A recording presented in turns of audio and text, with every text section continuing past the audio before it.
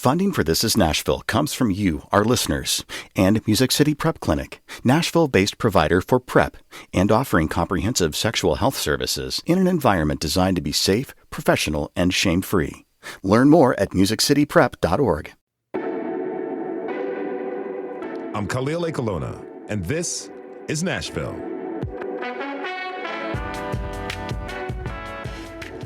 Today is a day of remembrance, Dia de los Muertos, the Day of the Dead. It's a time to honor the lives of those we've lost, to temporarily invite their souls back to the world of the living so we can express our love and gratitude. This celebration has its roots in Aztec and Mesoamerican culture and is observed all over the world. Later this hour, we'll explore Dia de los Muertos and how it's celebrated here in Nashville. But first, it's officially November, people, and that means the election is just 1 week away. A lot of attention has been focused on which party takes control of Congress. That's even true here in Tennessee.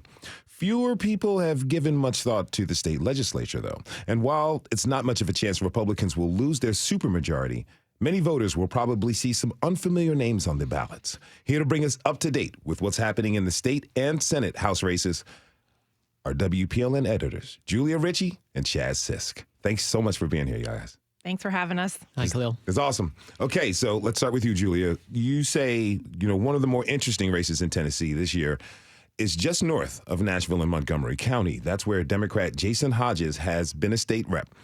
Tell us about the two people who want to replace him and why that race might be close. Right. So Representative Jason Hodges is a Democrat. He's been the Clarksville representative for about 4 years, 2 terms.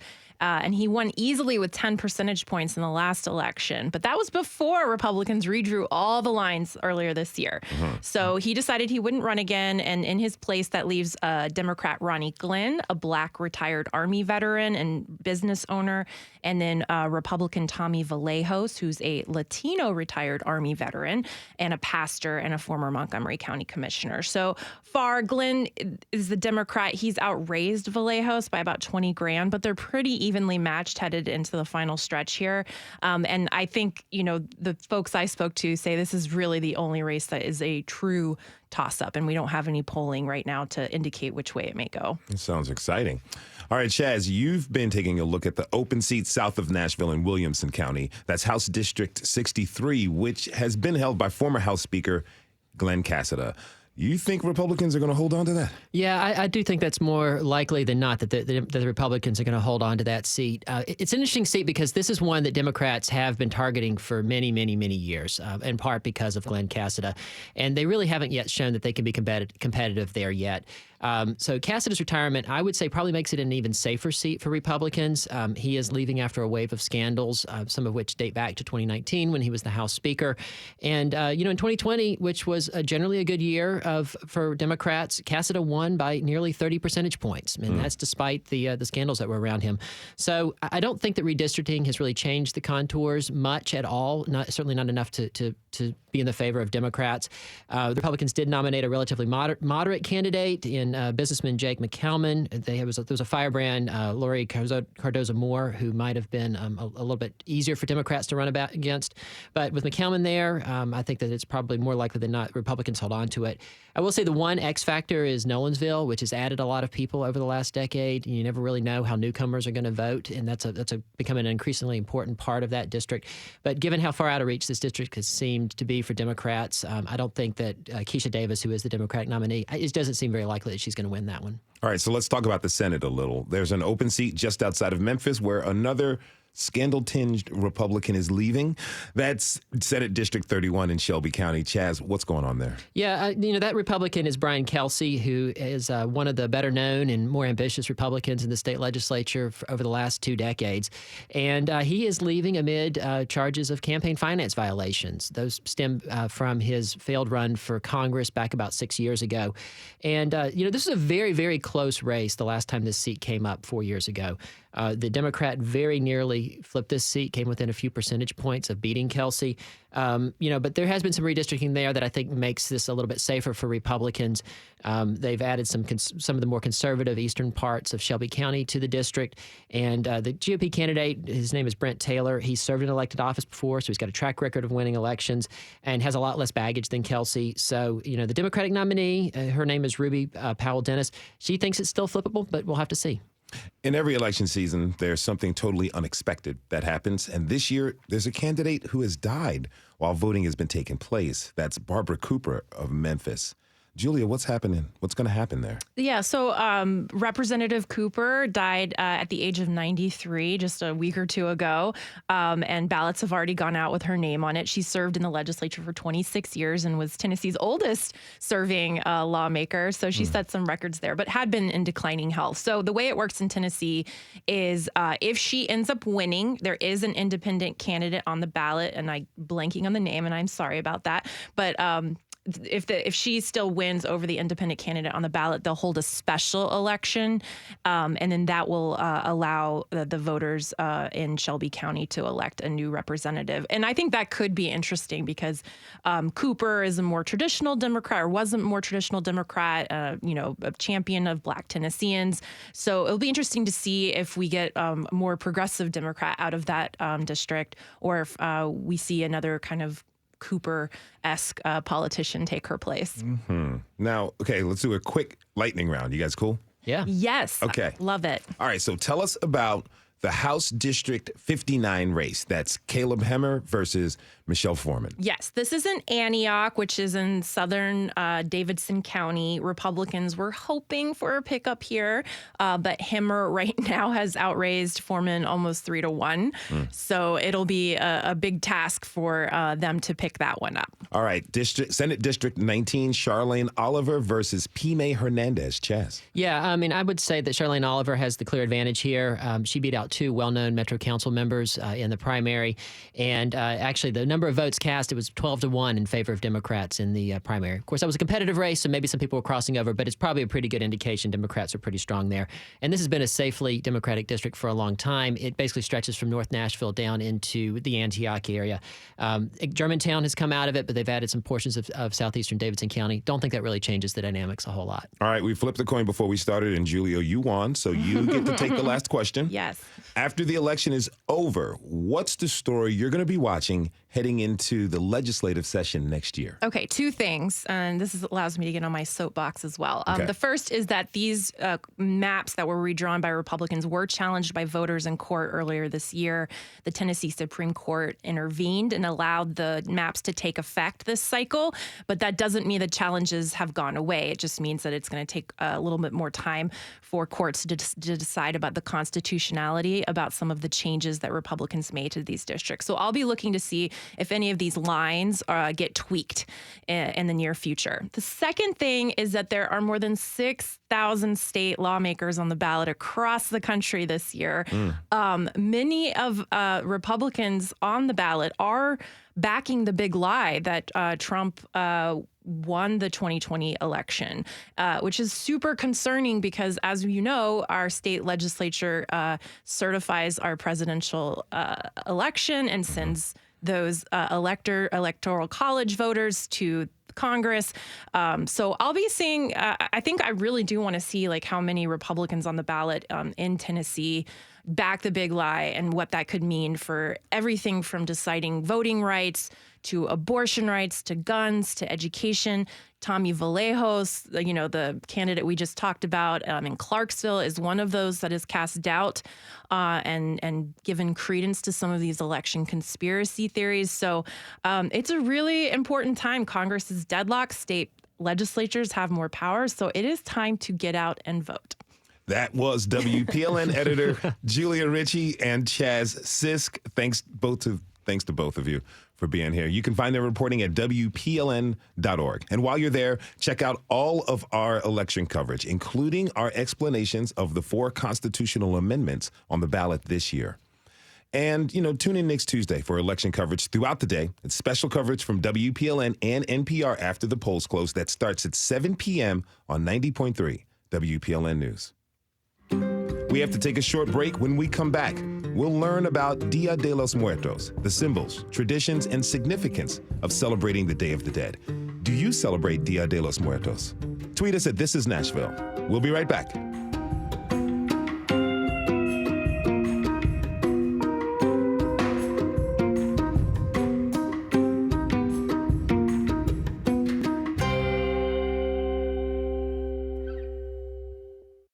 Funding for This Is Nashville comes from you, our listeners, and Music City Prep Clinic, Nashville-based provider for PrEP and offering comprehensive sexual health services in an environment designed to be safe, professional, and shame-free.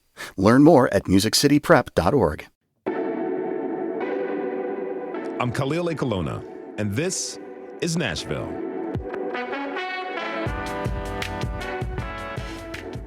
A big part of Dia de los Muertos is the altar. It's also called an ofrenda. Each altar has multiple levels, and it's covered with photographs, food, water, and flower petals. It's a tradition that is in its time-honored elements. It also has lots of room for personal touches. The more color and personality, the better. Yesterday, Nashville public school teacher Ann Moctezuma spent part of the afternoon putting in some finishing touches on the altar in her home. Right now, my altar has 3 levels, which represents earth, the heavens, and the underworld. And right now, I have put the marigolds in an arch form, which represents the door that will open tonight, 12, and the souls will come. And so I have real marigolds here that I have for my garden, and the smell. It attracts the souls, and I just picked them up, and now my hands really, really smell like it. So I'm going to start with my photos, and so I have my tia, which is my aunt, mi tia Marilu, and then I have my friend Naomi. I have mi abuelo, and I have mi amiga Mary, who I used to work with at school. She was a teacher with me. So these are my 4 personas that my altar is for. And I have, we represent a lot of the calacas, the calaveras, in our altar, because it doesn't matter how much money you have or how poor you are. When we all die, we all look like skeletons. We also believe that those souls that are coming to visit us have gotten or have taken this long, long journey. So they will be thirsty. And so you always have to put in your altar a glass of water for them, siempre. So that's what we're going to do now.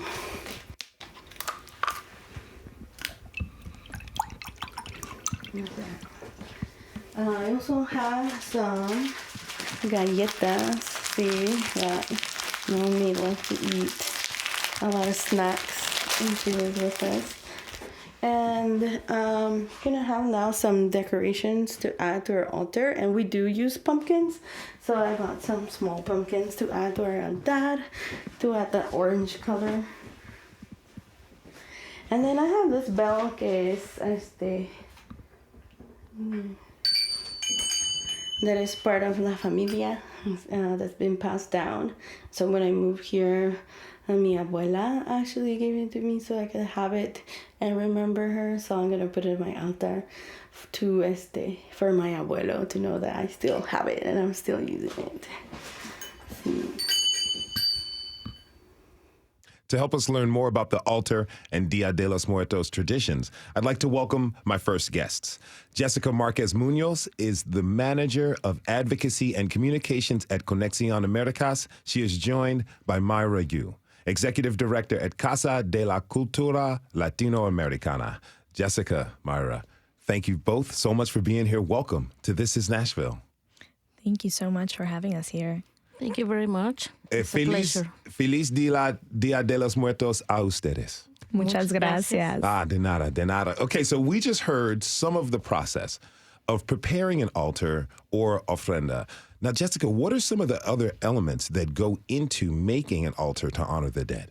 Absolutely. So you want to make sure that you represent all 4 elements in your altar. You want to have fire, which would be like the candles that you place on the altar and you light them up. You have water, as we just heard, for quenching their thirst and to helping them return on their journey back.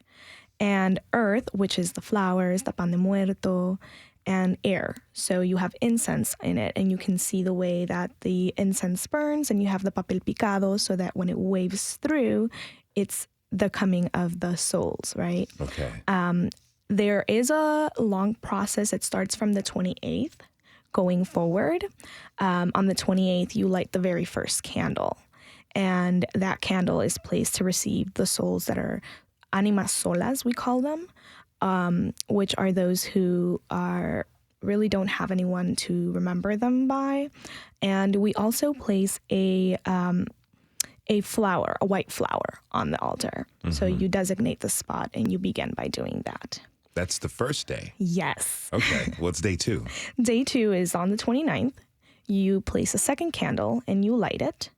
And you place a glass of water, and that's dedicated to those who died and have been forgotten. So it's a little bit different. The first day is people that there's nobody left for them, and then the second day is those who have been forgotten. What about 3? Going on to the third day, yeah. You light another candle. So you light the third candle, and you place a second glass of water. And additionally to that, you place a piece of white bread. And that's dedicated for those who died before eating any food. So like those who died in an accident or had a stroke or unexpected death. Mm-hmm. Wow, that's really heavy. Now, Myra, you brought some pan de muerto. Yes. You brought some into the studio today. Can you describe the significance of it? Well, the pan de muerto is a very significant. Is very important for all of us because that means the earth, as Jessica was saying, but also means we are offering this. If you notice in the pan de muerto, we have 4 kind of bones, but that means that we offering that to the loved ones, and they come to smell it. And also, well, the souls, is for the souls, and not only for our loved ones, as Jessica was saying. We're offering this to everybody who died with an unexpected death and people who haven't been identified. So, and the belief is for all of us, is to remember them, even though we didn't meet them before, but we think about everybody so they can be part of that day of coming back, because the belief is is when the border between the spirit world and the real world dissolves, and this is the period where both worlds, the earth, we as a human and physical, mix with the spiritual environment. And we're offering that. I don't know, Jessica, would you like to add something about the bread? No, I think you got it pretty well. It's very much a way to remember and honor everybody and to honor their journey, not only in this life but in the life beyond. And also, it's very unique because this pan de muerto is only for this season of the year. Okay. You don't find it anywhere else through the year, but it's just for these occasions, for this October the 28th until the November the 2nd. And you can have them with sesame oil, seeds, as well as sugar. And, well, people add different other condiments like cashews or walnuts and sugar or colors, but usually it's plain, and it's not too sweet, but it's very, very symbolical for all of us, and that represents the Day of the Dead. It looks absolutely gorgeous, everyone. It's golden, it's oval shaped, it's got sesame seeds. I can't wait to dig in, but let me ask, why is it important to offer food to your ancestors, particularly foods that they enjoyed while they were here? Well, because they were our loved ones, right? We want to remember them.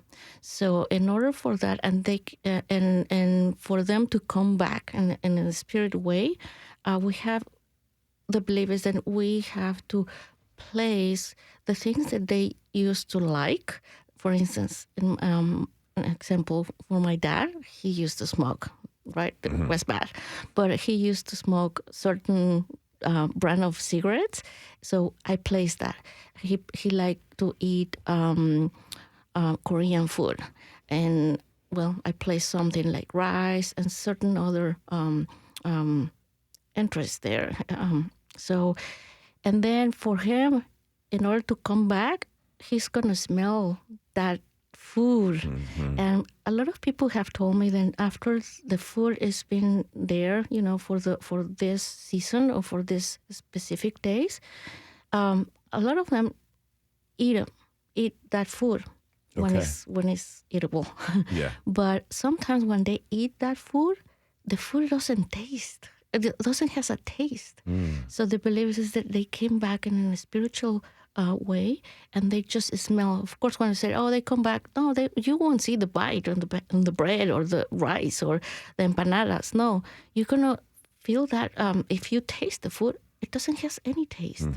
It's just plain food, and so that means that they came back to visit you, being with you, and take that the smell of the food that they used to like. Okay, I understand that. My parents taught us to make altars for our ancestors, and so on my grandparents' birthdays, for instance, my maternal grandmother really enjoyed Manischewitz wine, so I have a little glass of wine on her birthday. Another one enjoyed smoking, so on my Aunt Kay's birthday, I would give her a pack of Newports because that's what I remember her smoking when she grew up. Now, Jessica, we heard that the altars, that they have different levels.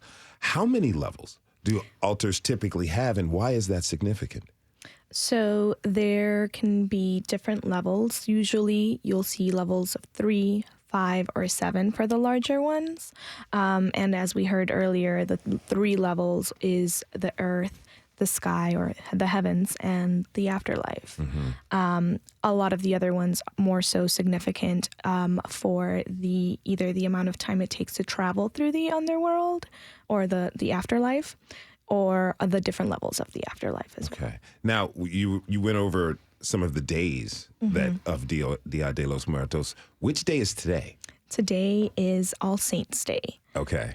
And so that is specifically for those who passed away as children or unborn, things like that. And so it's also common to place like rattles or like a baby blanket or like a bib or their favorite toy on the altar for these individuals. If you're just tuning in, this is Nashville, and I'm your host, Khalil Colonna. We're talking this hour about the traditions and practice of Dia de los Muertos, or the Day of the Dead, with Jessica Marquez Munoz and Myra Yu. Now, okay, so I want to ask, you both grew up celebrating Dia de los Muertos. Myra, how did you celebrate when you were young? Well, I celebrated making our own altar, helping my granny, my mom, to create and make the big altar with flowers, with candles. It was very exciting because it's colorful. It's a celebration. It's not just, we're going to celebrate and they are dead and cry. No, for us, I think for all of Mexicans and people who celebrate the Dia de Muertos, it's a celebration of life. That is the way for us to celebrate it. And then I enjoyed playing with the little calaveritas, the sugar skulls, with colorful flowers. And also in Mexico, you find a lot of the kind of toys, but they are made with sugar. And colorful, so you could play with them, and then you could eat them. If not, well, we used to pack them back for the next year. But the next year, we were trying to buy other different toys, sugar toys, as well as different calaveritas, and then trying to make my own calaverita with paper mache and drawings, and well, also trying to think who else was going to be added into the altar because, well, we didn't like to have somebody leaving us, but we were just thinking, okay, who else is going to be in the altar? Because we placed the pictures of our loved ones, and we were trying to choose the best one. So we wanted to show everybody who came to the house who was how we were making the altar and to whom was honor that altar. Okay. Jessica, what are your memories about celebrating as you were growing up? Oh my God. We would visit the cemeteries, right? And we would place specific foods there. We would play mariachi music. We'd hire a mariachi or, like somebody that we knew that could play music, and we'd sing their favorite songs to them. We'd sometimes it would be like placing the flor de cempasúchil, which there's a beautiful legend attached to that. We'd place it near their graves, and then we'd place it on the way home on the altar. And it's the scent of it is so powerful. And of course, as Maida was saying earlier, we would tell the stories of our loved ones who have passed away. And it was very beautiful because you got to learn about people that you might have never even met. And that to me was one of the most beautiful parts of it. You mentioned the Flor Cempasúchil. Can you talk more about the legend behind that? Yes. So the legend has it that there was two children that met as kids, right? And they grew up, the beautiful friendship, and then they fell in love. And they went up to this specific hill that had this beautiful rays of sunshine. And it was believed that that's where the sun god, Tonatiuh, lived. The lovers' names were Huitzilin and Xochitl. And so they asked the sun god to bless their love. And they were so pure that the sun god did. Unfortunately, one day, Huitzilin had to go to defend the village, and he died in battle. And Xochitl was so distraught and so sad. She asked the sun god to join her, to let her be with her love forever. And so a golden ray, shone upon her, and she turned into this bud of a flower. And the bud never opened for a long time until a colibri, or hummingbird, landed upon it. And so the colibri, the hummingbird, was attracted by the beautiful smell. And when he landed on the bud, the flower opened up. And so the hummingbird is Huitzilin, he came back as a hummingbird. And it's said that so long as hummingbirds and cempasúchils are on earth, their love will last forever. Oh, that's beautiful. That's absolutely beautiful. Myra, what role do stories play at this time of year? Well, they are very important, the stories, because the mission of Casa de la Cultura is to promote, rescue, and transmit the traditions, the customs of Latin American countries. So we want to share what we learn, and we want to transmit that through the new generations. Some kids have already born here, but they don't know anything.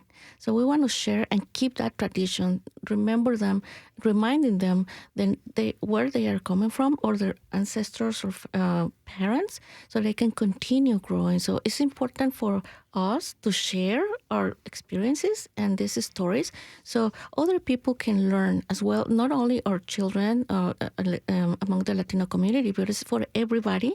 So who would like to also be more interested in learning this type of traditions and customs.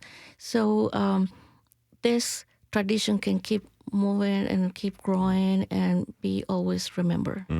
It sounds like this entire celebration helps you accept death, not only in loved ones, but potentially with yourself as well in this time of remembrance of your ancestors. I wonder who you all will be remembering this year. Jessica? Oh, well, my maternal grandparents, who both have passed away, and I recently lost my great uncle. My cousins, I have four cousins who have moved on, and my paternal grandfather. And so they're always on my ofrenda. And there are always great stories attached. Yeah. What's one of the real quick, amazing ones? So my great uncle loves to eat chile, and he will just bite into it. He was also a drinker. And he was at the bar, and he was just popping the chiles like normal, like they were candy. And they say that this man stumbled in, and he was clearly intoxicated. And he's like, "Why are you pretending you're eating chile?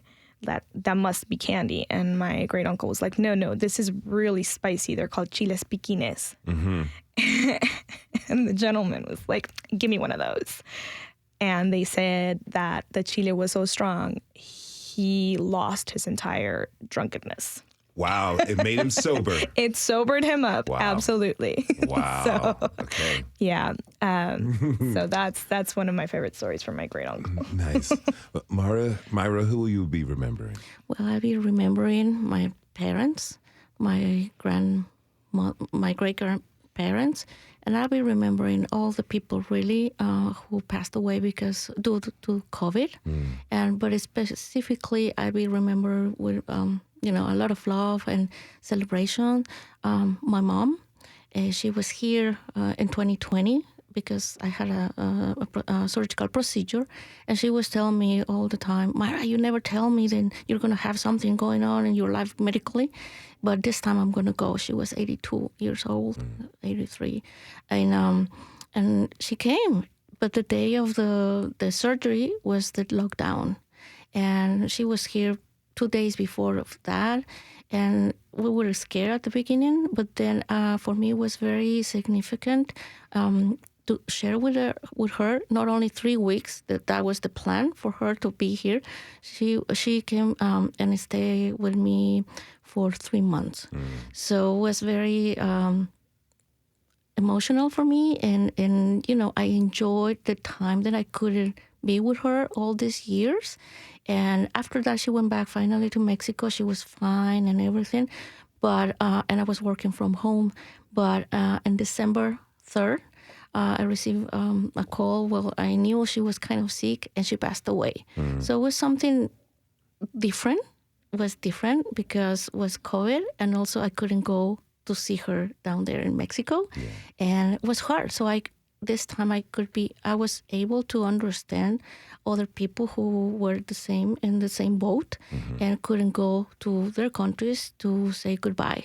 But I spent 3 months with my mother, and they were the most wonderful months that I could spend with her for all the time that I lost before or missed being with her. But I remember her with a lot of love and happiness. Wonderful. Myra Yu is Executive Director of Casa de la Cultura Latinoamericana. She was joined by Jessica Marquez Munoz, Manager of Advocacy and Communications at Conexión Americas.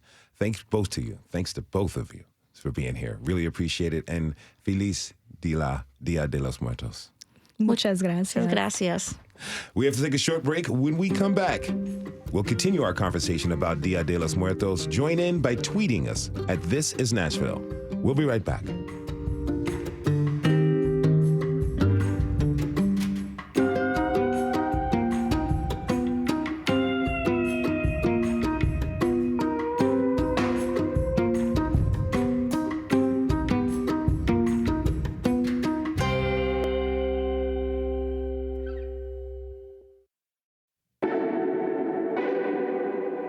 I'm Khalil A. Colonna, and this is Nashville. Today, we are learning about the traditions and celebrations of Dia de los Muertos, or the Day of the Dead. People all over the world are coming together to honor their ancestors and deceased loved ones. Over the weekend, there was a huge celebration at Cheekwood Botanical Gardens. My next guests have helped that event to grow to become one of the biggest around. Vera Gonzalez is a Mexican-American artist who has been part of the Dia de los Muertos celebration in Cheekwood for 16 years. Suzy Vera is also with us. She's married to Joe and works closely with him on the Dia de los Muertos celebrations. Welcome to you both. Hello there. Hi, how are you? Good morning. Well, it's good afternoon already. Yes. We're so glad to be here. Thank you for having us. Thank you. Buenos días a todos. Para mí es un orgullo estar aquí con ustedes. Bueno, pues feliz Día de los Muertos y vamos a celebrar hoy. Gracias, gracias. Now, joining us is Yuri Kunza. She's president and CEO of the Nashville Area Hispanic Chamber of Commerce. Yuri, thanks for being here. Hey, good morning, everybody. Now, Buenos días a todos. Buenos dias. Now, Feliz Dia de los Muertos to you all. Now, okay, heads up, listeners. Suzy is going to translate for Jose during this part of the show. Now, the celebration at Cheekwood is the biggest in the region. Jose, tell me, what is it like to celebrate Dia de los Muertos there? Dice que quiere que le digas qué es en Cheekwood celebrar el Día de los Muertos. En Cheekwood, celebrar el Día de los Muertos para mí y para la mayoría de la gente que durante todos estos años ha trabajado es muy importante para toda la comunidad, toda la sociedad, ya que sembramos la tradición acá en el extranjero. Okay, he says that celebrating Dia of the Dead, Dia de los Muertos at Cheekwood is very important to him because he's being part of a community, or he's teaching the community on what is Day of the Dead. So they're helping them. He's helping the Dia de los Muertos grow. Okay, now, I just want to let listeners know, people often come to the show dressed to the nines and looking very good, but Jose looks particularly sharp.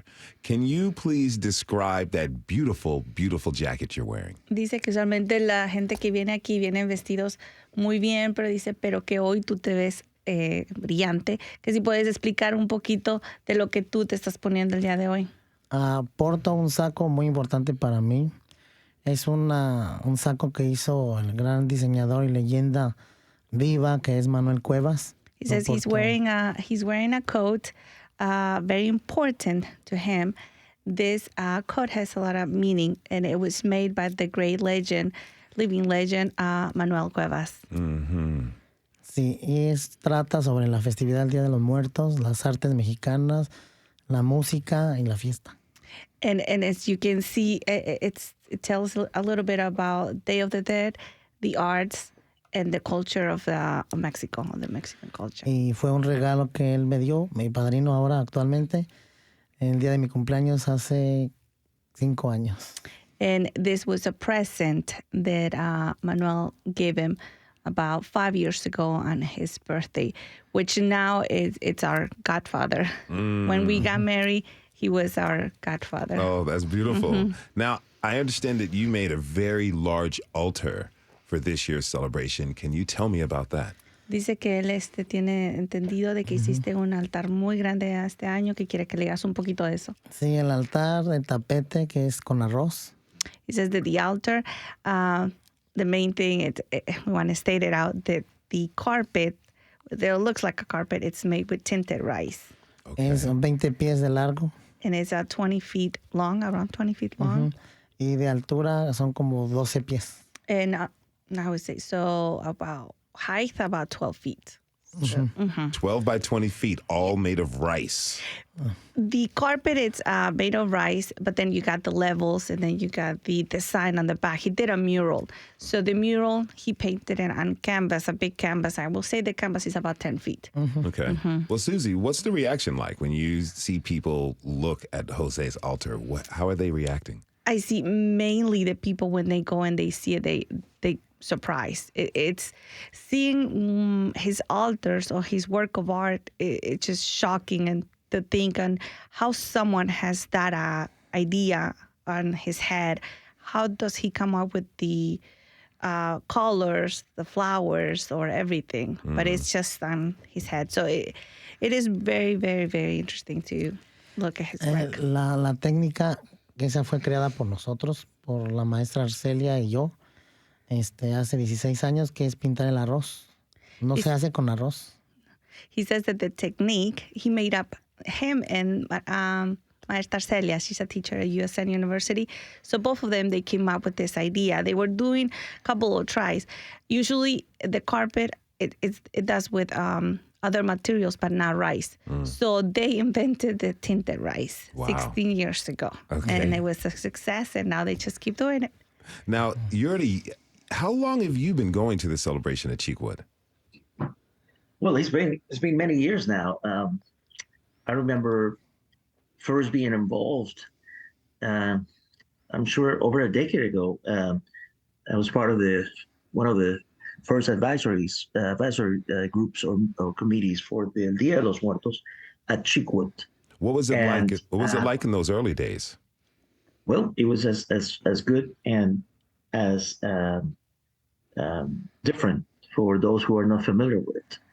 And despite the fact that I'm not from Mexico, the concept of remembering, I was born in Peru, was very familiar to me as we celebrate All Saints Day. Now, Today, actually. it's today. Happy All Saints Day to you. Now, what about Dia de los Muertos? How does that resonate with the traditions that you grew up with in Peru? It takes time it's important to learn about that. So I think you guys have done a great job complementing what happened at Chickwood in the last few days by explaining what it means. In particular, I think the Dia de los Muertos celebrated in Mexico, the way it is, it's very powerful. And of course, we can relate to remembering those who are no longer with us, which is a tradition that the church, in this case, the Catholic Church, has been able to keep alive, and coincides November 1st, in which people also observe the 2nd by visiting the sites where their relatives are buried. And depending on where you are, where you're from in Latin America, but I think it may be a little different, but I think in essence is taking advantage of that opportunity to connect with those who are no longer with us. In my case, I only have one family member who has passed so far, which was my grandmother. And I remember her making sure that we do observe, and we go to church that day. And there were a few things that are very similar, like the sweet bread and the offerings and few things that coincide. But I think I can understand now better how much it means, and I have great appreciation for that. I hope this is not all lost, because this is a generation that I think there are a lot of information and different ways in which people are sharing how they do things, and I think we get distracted, and we get to forget sometimes. Easy to forget nowadays. Mm-hmm.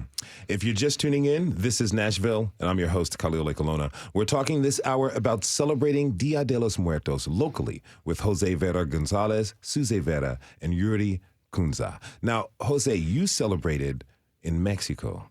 What does the event at Chickwood, how does that compare to what you grew up with in Mexico? Quiero que le expliques, porque tú celebrabas el Día de los Muertos en México. Entonces, ahora que lo celebras aquí en Chickwood, ¿cuál es la diferencia o cómo lo puedes comparar? Bueno, yo tengo una frase que siempre digo, que México me vio nacer, pero Estados Unidos me ha visto crecer. He says he has a phrase that he always says everywhere he goes. He's like, Mexico saw him born, or he was born in Mexico, but the United States has seen him grow.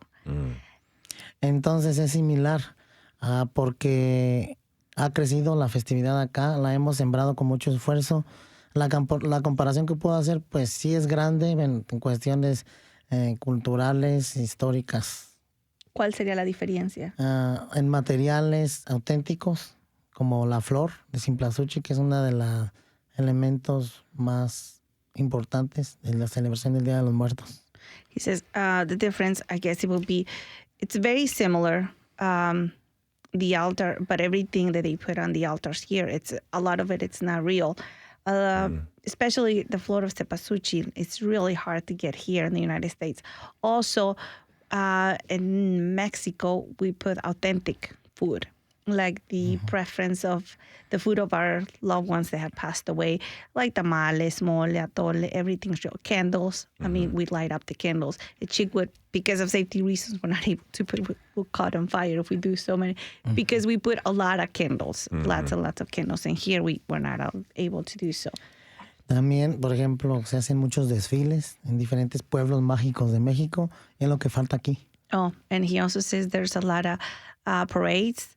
People dress up as Catrinas or in a lot of the little magic towns in Mexico. And that's something that he thinks that we need to do here. When I lived in Albuquerque, I would go to Dia de los Muertos celebrations, and they would have long parades of a lot of people. Exactly. Algún día lo tenemos que lograr. He says one day we have to make it. So that's something in our little goal list that we want to do. Definitely do a parade of Dia de los Muertos here in Nashville. That would be awesome. That would be really awesome. Now, Suzy, I understand you grew up in Mexico, and Dia de los Muertos, it was an important part of your childhood. Did you keep that tradition as you moved to the United States? You know what? No, I did not. And I guess because being here, I grew up in Chicago, North Side. So it's very different. I think we kept it for a couple of years, but then throughout the years, I just lost it. But I have, for me, growing up in Mexico and doing, as I mentioned, I think I was about 7 years old. And my grandmother used to make me do paper flowers, different colors, so that we can take to our grandfather. And we used to make mole.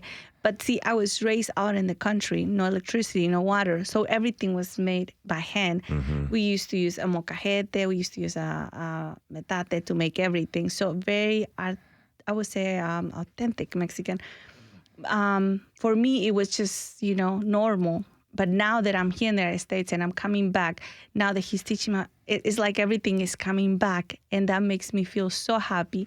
And so now that I've been with him, this is our third year being together. We do our altars. Then we start the celebration. I started everything again. So I love it because our kids, that way, we're teaching them. And the fact that we see a lot of people now, kids, learning about Dia de los Muertos. And Chickwood, I had a lady that came and asked me, she's like, this is my first time here. Can you teach me? Can you tell me what is the Dia de los Muertos? What is the skull? What is the meaning? And for me to be able to tell him that was like, oh my gosh, I cannot believe that I lost this and now I got it back. So I feel very proud. That's beautiful. Now, Yuri, as Dia de los Muertos, as it's become more popular here and the Cheekwood celebration has gotten bigger and bigger, how do you see the significance of the holiday here in Nashville? Well, I hope people can relate to that if they get to know what it is.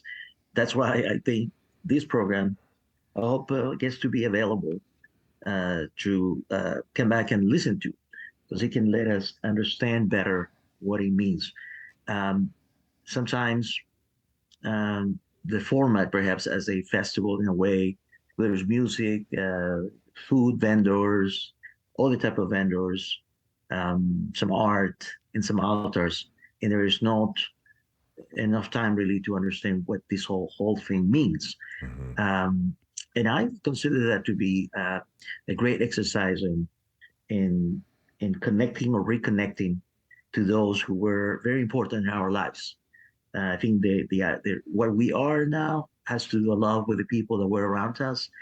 And for many, we have significant family members who help us understand the world, perhaps shape us, and were many times role models for us. So I hope this is something that gains more popularity, more support. But I also consider the component of making people aware of the meaning is going to be helpful, especially children, right? When we grow up, I was growing up and seeing my grandmother or family members doing things. I didn't know exactly why. I had to respect that, but I didn't know the meaning, and until I grew up a little more to understand what it is. Now, Jose, I've got just about a minute left. How deep is your connection to your ancestors during this time of year? Dice que tiene un minuto nada más. Dice que quiere saber qué tan profundo o tiene el significado del Día de los Muertos y qué tan fuerte es la conexión con tus ancestros. La profundidad es tan fuerte que todo lo hacemos con el corazón y el alma para recordar a nuestros seres queridos que ya se fueron. He says it's the meaning. It's very important for him because everything he does it with his soul, with his heart. Las memorias se quedan en el alma And the memories, they stay in our souls. y nunca mueren. And they'll never die. Porque México es grande. Because Mexico, it's great. Y porque está declarada Because it's declared. Patrimonio intangible de la humanidad. That word, I need to learn that one in English. Ellos están aquí. UNESCO, they declare this festivity. Judy, can you help me on that one? Yeah, well, that's an important thing. I think it was declared as a significant celebration that belongs to humanity as a whole. Mueve corazones esta fiesta. It moves hearts. Declared for humanity as a whole. That is absolutely beautiful. That is artist Jose Vera Gonzalez, joined by his wife, Suzy Vera. They were also joined by Yuri Kunza from the Nashville Hispanic Chamber of Commerce. I want to thank all of you for being here. Muchas gracias. Thank you. Gracias. Feliz Día de los Muertos. Thank you. Gracias. Gracias. We want to thank everyone who tuned in this hour. Tomorrow, we'll explore the construct of whiteness. How did it develop here in Tennessee? This is Nashville is a production of WPLN News and Nashville Public Radio. Listen back at thisisnashville.org or wherever you get your podcasts. Our producers are Steve Harouche, Rose Gilbert, and Magnolia McKay. Our digital lead is Anna Gallegos Cannon. Michaela Elias is our technical director. Our executive producer is Andrea Tudhope. Shout out to our intern, Tori Hoover, and the masterminds behind our theme music, Larange and Namir Blade. Special thanks to Kim Hugo, Nathalie Levine, Alexis Marshall, and Philip McGowan. The conversation doesn't end here. Tweet us at This Is Nashville. Find us on Instagram and tell us what you want from our show by filling out our quick survey online. This is Nashville. I'm Khalil Ekalona. We'll see you tomorrow, everybody. And be good to each other.